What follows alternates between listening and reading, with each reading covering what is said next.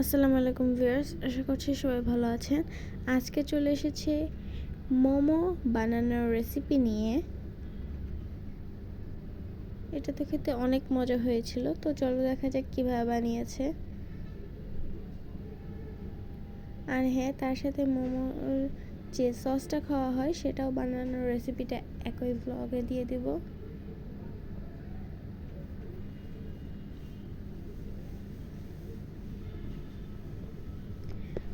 প্রথমে মোমোর ডোটা বানানোর জন্য একটা বাটিতে এখানে নিয়ে নিয়েছে আটা, গরম পানি আর কর্নফ্লাওয়ার দিয়ে এটাকে ভালোভাবে মাখিয়ে নিতে হবে।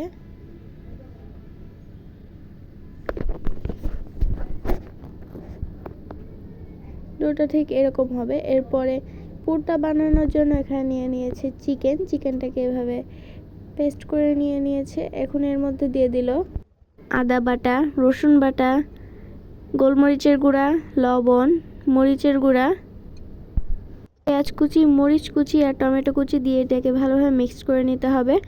আর হ্যাঁ, এর মধ্যে আরও দিয়ে দিয়েছে টমেটো সস আর গরম তেল।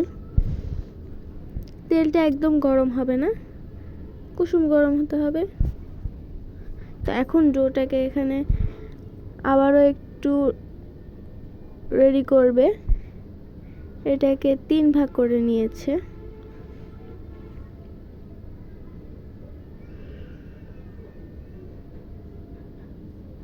এখন এটাকে ভালোভাবে বেলে রাউন্ড করে কেটে নিতে হবে।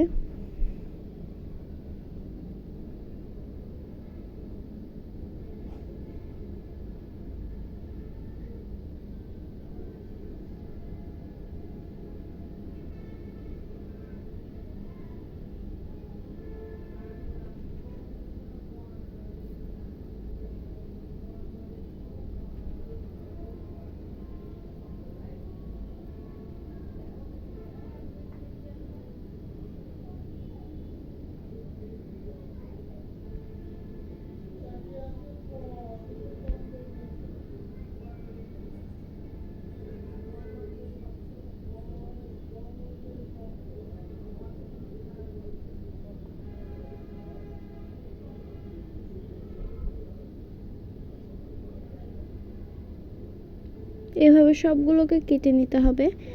আর ভিডিওতে দেখানো প্রসেসে এভাবেই মোমোটাকে ভাঁজ করে নিতে হবে। এটা আপনাদের মতো আপনারা ডিজাইন করে নিতে পারেন। আর যেই রুটিটা থাকবে সেটা কিন্তু পাতলা হতে হবে।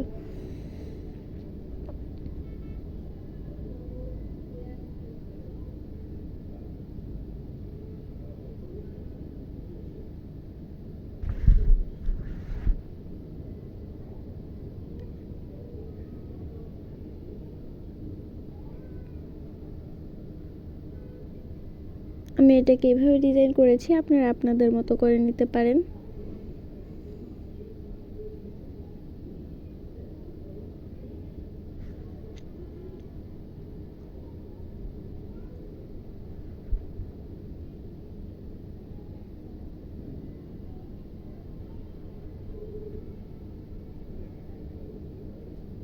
আমাদের মোমোগুলো রেডি হয়ে গিয়েছে। এখন সসটাকে বানিয়ে নেবে। প্রথমে একটা কড়াইতে এখানে নিয়ে নিয়েছে তেল, তার মধ্যে দিয়ে দেবে রসুন কুচি আর আদা কুচি।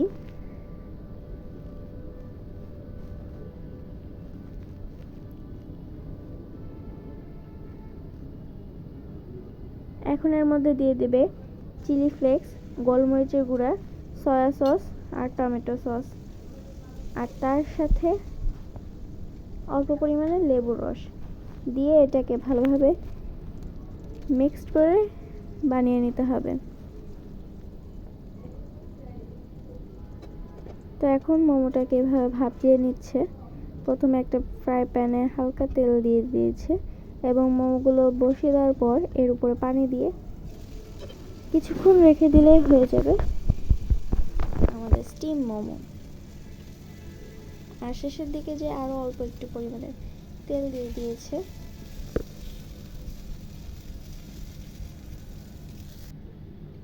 তো এই তো আমাদের মোমোগুলো হয়ে গেল।